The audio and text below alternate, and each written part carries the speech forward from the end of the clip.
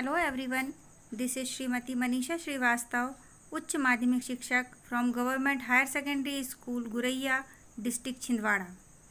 Today we are going to learn a lesson from your book, The Spectrum.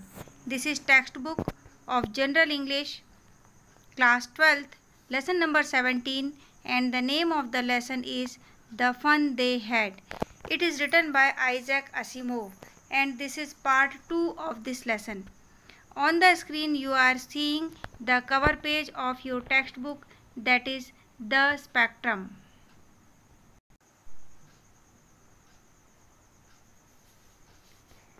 Here is introduction of Isaac Asimov, the writer of this lesson. Isaac Asimov was an American writer and professor of biochemistry at Boston University. Isaac Asimov एक American लेखक थे जो biochemistry विषय से professor थे Boston university में. He was known for his works hard of science fiction.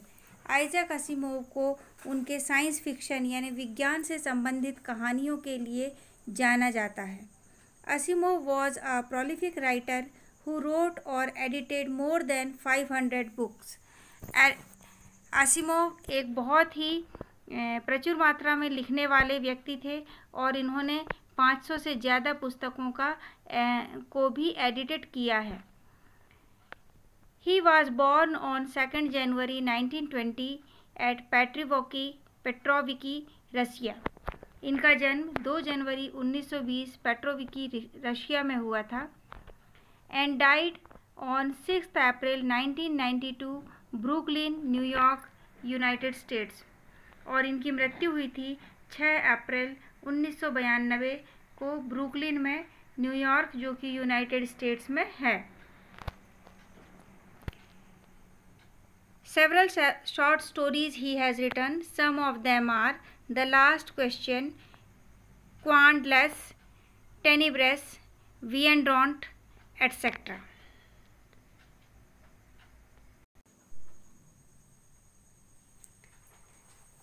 इसके पहले सेक्शन में जो हमारा पार्ट 1 था द फन दे हैड का, उसमें हमने पढ़ा था कि मार्गी ने अपनी डायरी एंट्री जो 17 मई 2155 की थी उसमें लिखा कि उन्हें आज टॉमी को एक वास्तविक पुस्तक मिली.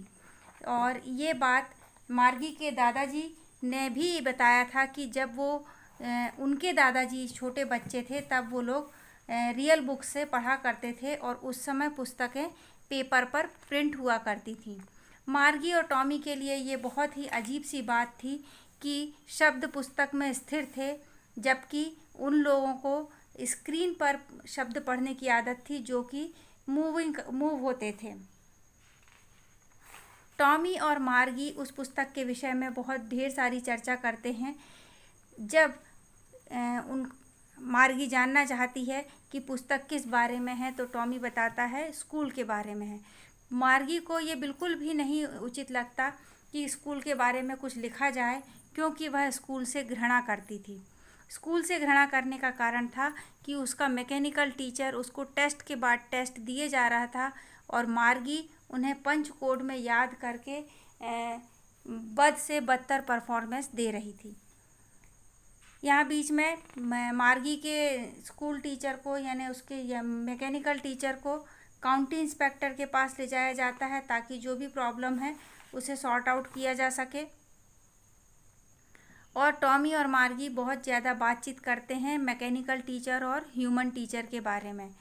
टॉमी बताता है मार्गी को कि पहले के समय में ह्यूमन टीचर हुआ करते थे जो बच्चों को पढ़ाते थे. मार्गी के लिए ये एक बड़ा ही नया अनुभव था ये जानना कि कोई मनुष्य भी टीचर हो सकता है और इतना नॉलेजेबल हो सकता है जितना कि मैकेनिकल टीचर. वो लोग इस विषय में बात करते रहते हैं कि मार्गी की माँ की आवाज़ आती है कि अब ये स्कूल का टाइम हो गया है. तो ये हम देखें यहाँ पे पिक्चर में स्कूल्स ऑफ टुडे में मैंने बताया था कि वर्तमान के स्कूलों में इंसानी शिक्षक पढ़ा रहे हैं और भविष्य के स्कूल में कंप्यूटराइज्ड टीचर या मैकेनिकल टीचर पढ़ा रहे हैं. इसके आगे का हम आरंभ करते हैं.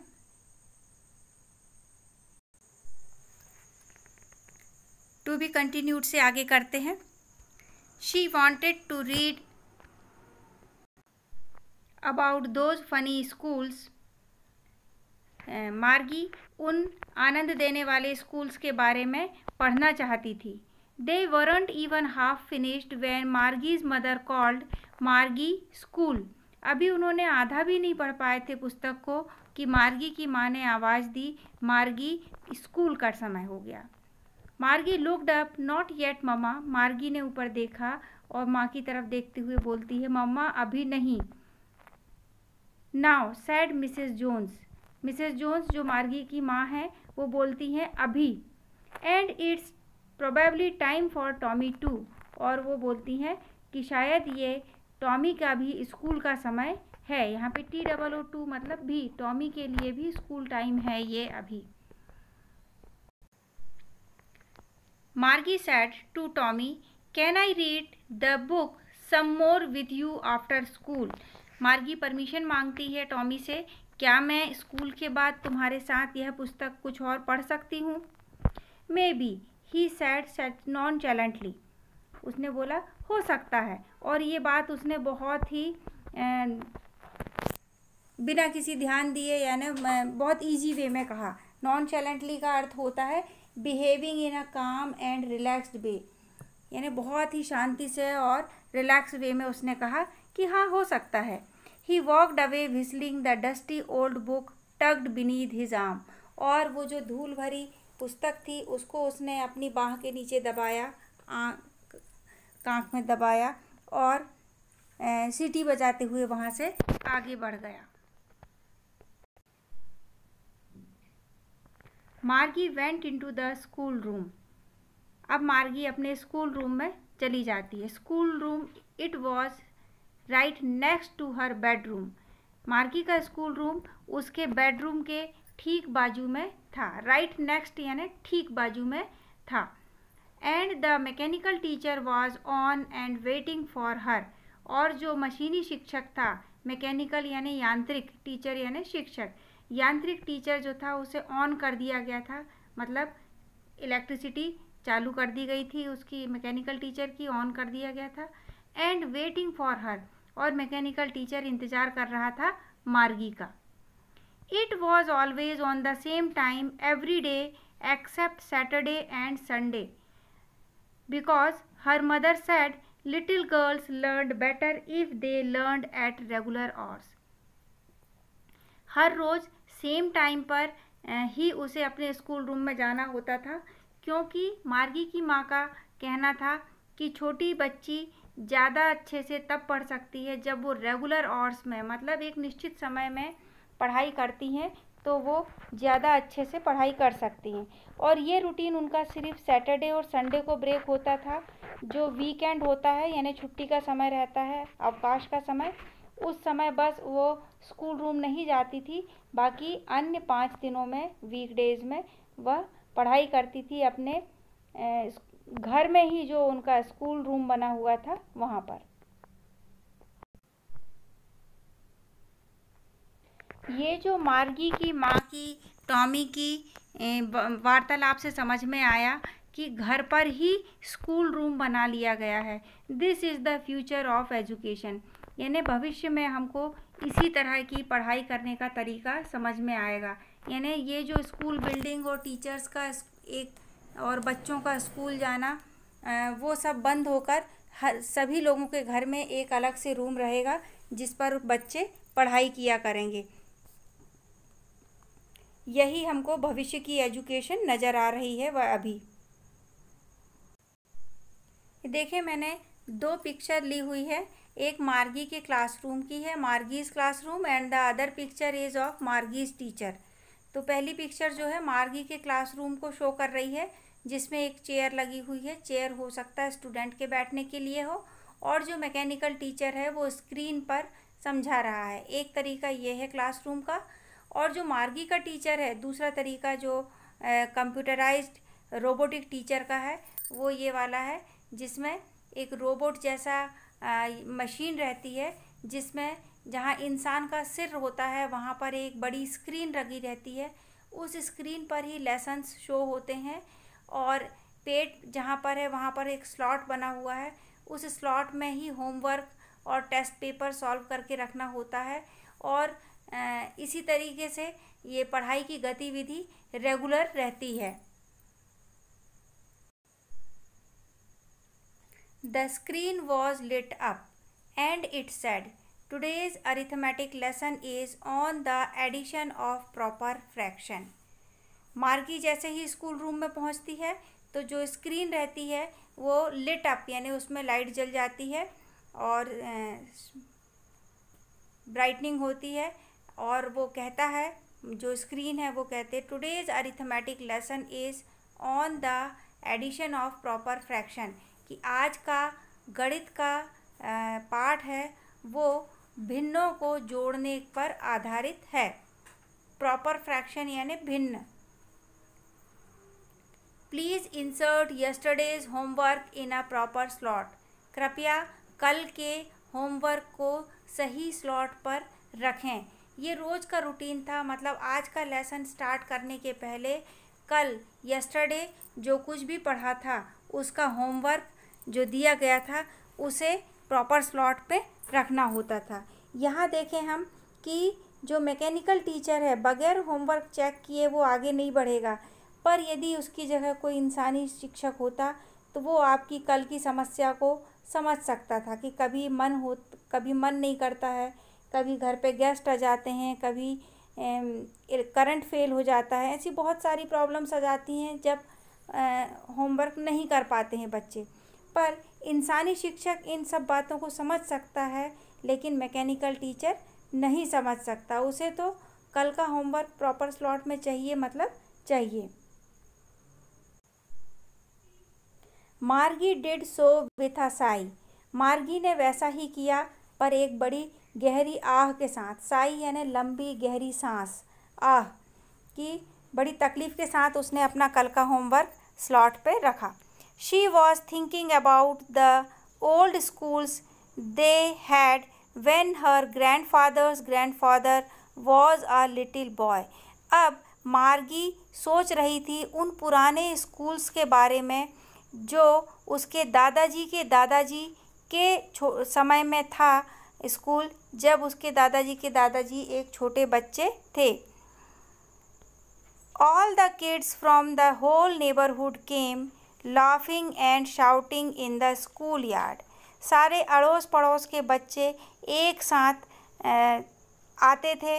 लाफिंग एंड शाउटिंग, हंसते हुए, इंजॉय करते हुए। लाफिंग यानी हंसना और शाउटिंग यानी चिल्लाना। तो यहाँ पे चिल्लाना मतलब शोर करना, हंसते हुए शोर करते हुए आते थे। Sitting together in the school room, एक साथ स्कूल के रूम में अपनी कक्षा में बैठते थे। Going home together at the end of the day, और दिन की समाप्ति पर एक साथ वह घर जाते थे। देखिए, जब एक से ज़्यादा बच्चे एक साथ मिलते हैं तो बहुत एन्जॉयमेंट रहता है, वो बहुत उनके आनंद का क्षण होता है, और वह आनंद उन्हें उनके स्कूल में मिल जाया करता था जब वो एक साथ मिलते थे और एक साथ पढ़ाई करते थे। They learned the same thing so they could help one another with their homework and talk about it. वो लोग एक सी चीज़ें पढ़ा करते थे, मतलब एक कक्षा के विद्यार्थी एक सी चीज़ें पढ़ा करते थे, दूसरी कक्षा के विद्यार्थी ये लोग एक सी चीज़ें पढ़ा करते थे, और वो लोग एक दूसरे से होमवर्क के बारे में बात कर सकते थे, एक दूसरे की मदद कर सकते थे, और जो कुछ भी पढ़ा है उस पढ़े के बारे में बातचीत कर सकते थे। And the teachers were people, जब, और वो जो सबसे बड़ी बात थी वो ये कि सारे के सारे शिक्षक जो होते थे वो इंसान होते थे, मैकेनिकल टीचर नहीं होते थे, यांत्रिक टीचर नहीं होते थे। The mechanical teacher was flashing on the screen, और मैकेनिकल टीचर की स्क्रीन जो उसके हेड पे यानी चेहरे की जगह पर थी वो स्क्रीन में फ्लैश हो रहा था, लाइट चमक रही थी। When we add the fraction 1/2 and 1/4, mechanical teacher वहाँ बता रहा था कि जब हम फ्रैक्शन यानी भिन्न 1/2 और 1/4 को जोड़ते हैं, उस समय मार्गी was thinking about how the kids must have loved it in the old days. और मार्गी के दिमाग में चल रहा था कि कैसे उस समय बच्चे उन पुराने दिनों में स्कूल को प्यार किया करते थे, अपने दिनों को एंजॉय किया करते थे। She was thinking about the fun they had. और वह अभी विचार कर रही थी उस आनंद के बारे में, उस मज़े के बारे में जो उस समय के विद्यार्थियों को स्कूल से मिला करता था। तो ये कहानी थी जो आइजैक असिमोव ने भविष्य के स्कूलों की एक कल्पना की है और उस कल्पना को एक स्टोरी के माध्यम से हमारे सामने रखा है। ये देखें, मैंने यहाँ पे एक पिक्चर ली हुई है, schools of the past as per Margie. मार्गी के अनुसार अतीत के स्कूल, मतलब जो आज के वर्तमान हैं, पर मार्गी के अनुसार अतीत है, पास्ट है, कैसे रहे होंगे। तो देखिए यहाँ पे एक टीचर पढ़ा रहा है पेड़ के नीचे, कुछ बच्चे बैठकर सुन रहे हैं, कुछ उनको खड़े होकर जवाब दे रहे हैं। कुछ बच्चे स्कूल बैग लिए हुए स्कूल कैंपस के अंदर जा रहे हैं। कुछ बच्चे ऊपर वाली मंजिल में हैं, वो एक साथ खेल रहे हैं, एंजॉय कर रहे हैं। कुछ पढ़ाई कर रहे हैं टेबल डेस्क पे बैठ के हुए। तो ये एक रियल स्कूल है जो मार्गी अपनी कल्पना में सोचती है कि कैसे अतीत के स्कूल में बच्चे एंजॉयमेंट किया करते थे और साथ ही साथ पढ़ाई भी किया करते थे। चलते हैं एक्सरसाइज के सेक्शन की ओर। यहाँ पर वर्ड पावर में विज्ञान की कई शाखाओं के नाम दिए हुए हैं, उनको हमको मैच करना है कॉलम बी में कि वो किस ब्रांच से संबंधित उस विज्ञान को किया जाना है। मतलब उस विज्ञान का अर्थ क्या है, वो किस विषय से डील करती है, वो बताना है। तो सीरियल नंबर 1 में है जेनेटिक इंजीनियरिंग। जेनेटिक इंजीनियरिंग को हिंदी में बोलते हैं जनन विज्ञान अभियांत्रिकी। मतलब the study of the artificial manipulation of the makeup of living things, यानी कृत्रिम रूप से जीन्स को मैनिपुलेट करके, यानी उसमें हेर फेर करके ऑर्गेनिजम्स में मेकअप किया जाता है, यानी उसमें जो भी क्षति पूर्ति होती है उसकी पूर्ति की जाती है, सुधार लाया जाता है जीवन में। तो ये होता है जेनेटिक इंजीनियरिंग, यानी जनन विज्ञान अभियांत्रिकी। नेक्स्ट है मॉलिक्यूलर बायोलॉजी। मॉलिक्यूलर बायोलॉजी को हिंदी में बोलते हैं आणविक जीव विज्ञान। The study of the structure and function of the organic molecules associated with living organisms, यानी मॉलिक्यूल्स का कैसा स्ट्रक्चर यानी रचना होती है और वह क्या काम करते हैं किसी भी ऑर्गेनिज्म में, तो उसके बारे में जो अध्ययन किया जाता है वह मॉलिक्यूलर बायोलॉजी में होता है। नेक्स्ट वर्ड है साइबरनेटिक्स। साइबरनेटिक्स का अर्थ होता है the study of the way information is moved and controlled by the brain और मशीनरी, यानी किस तरीके से मस्तिष्क में या कोई मशीनरी में इंफॉर्मेशन मूव होती है या कैसे उसे कंट्रोल किया जाता है, इस बारे में अध्ययन होता है साइबरनेटिक्स में। नेक्स्ट वर्ड है इंफॉर्मेशन टेक्नोलॉजी।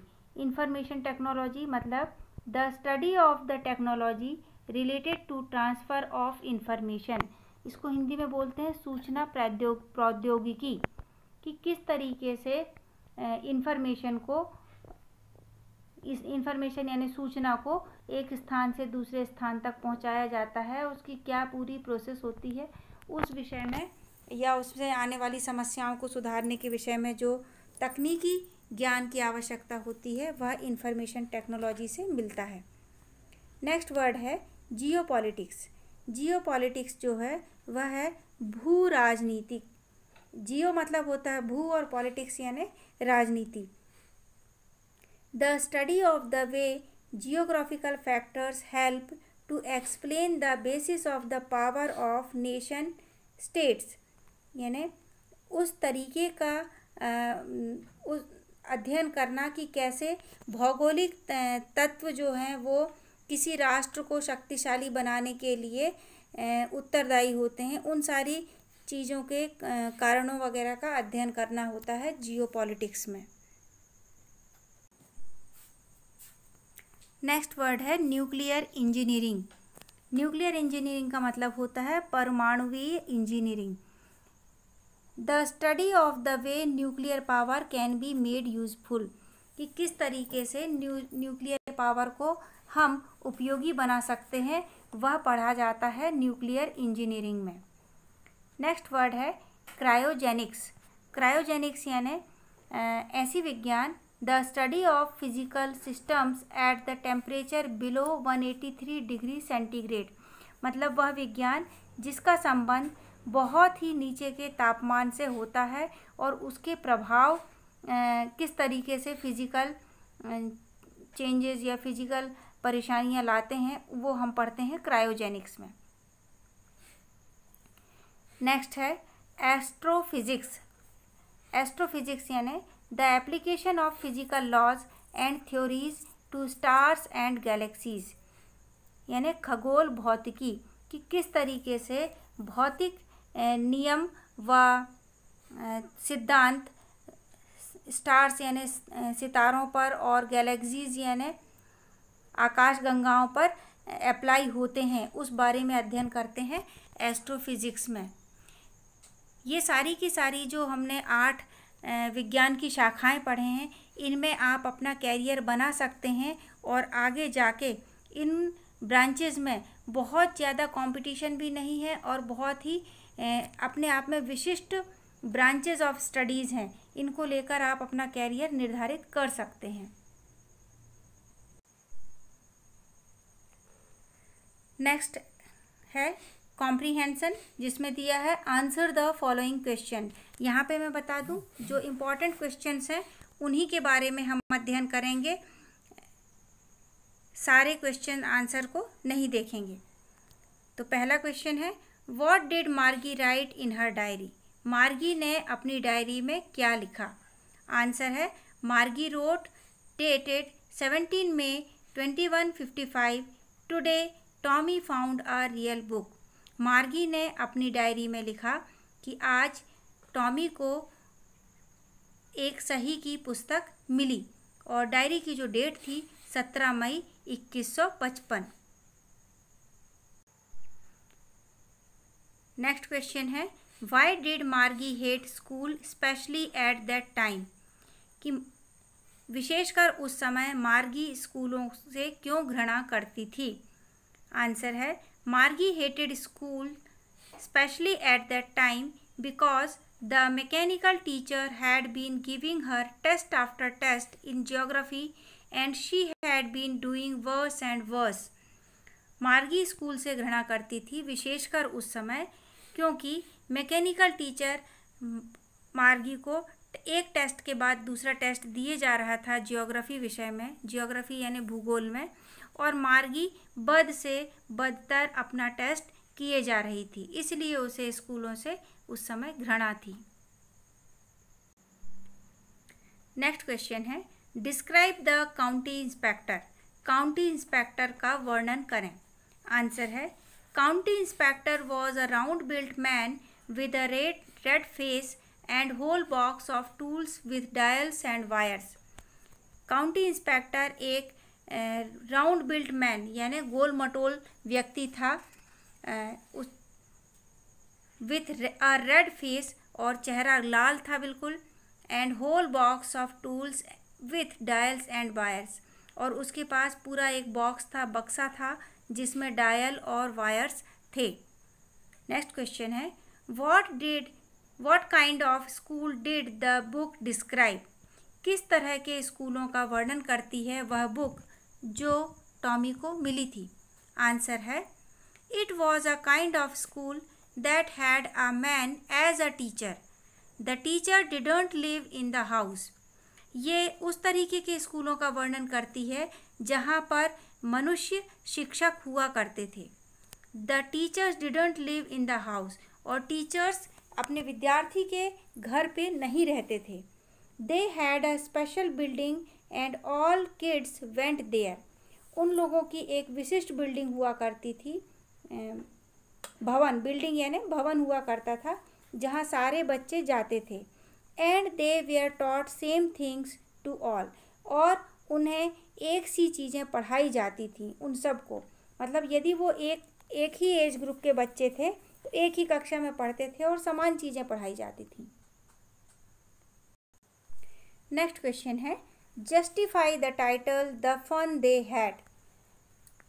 टाइटल जो है द फन दे हैड, इसको न्यायोचित ठहराना है। आंसर है the title quite suits the article. Title जो इसका शीर्षक है वो पूरी तरह से आर्टिकल पे को सूट करता है, आर्टिकल के बारे में बताता है। Tommy and Margie find an old book. Tommy और मार्गी को एक पुरानी पुस्तक मिलती है। And learn how the school were different in the past from their time. और वो ये देखते उसमें पढ़ते हैं कि किस तरह से अतीत के स्कूल उनके समय के स्कूलों से भिन्न थे। And how much fun the children studying in those schools had. और कितना आनंद और मज़ा हुआ करता था उन बच्चों के पास जो उन स्कूलों में पढ़ते थे। It gives a glimpse of future education. यह जो आर्टिकल है ये हमको भविष्य की एजुकेशन का, भविष्य की शिक्षा का एक झलक देती है। यहाँ पर हमारा लेसन समाप्त होता है। सारी एक्टिविटीज़ हमने कर लिए हैं।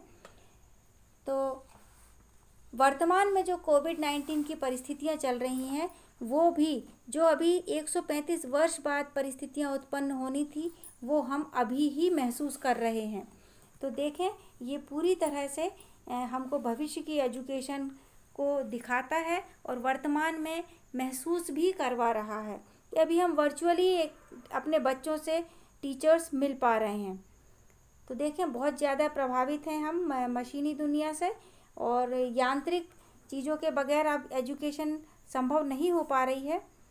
तो द फन दे हैड पूरी तरह से सूट करता है इस आर्टिकल को। Thank you, have a great day.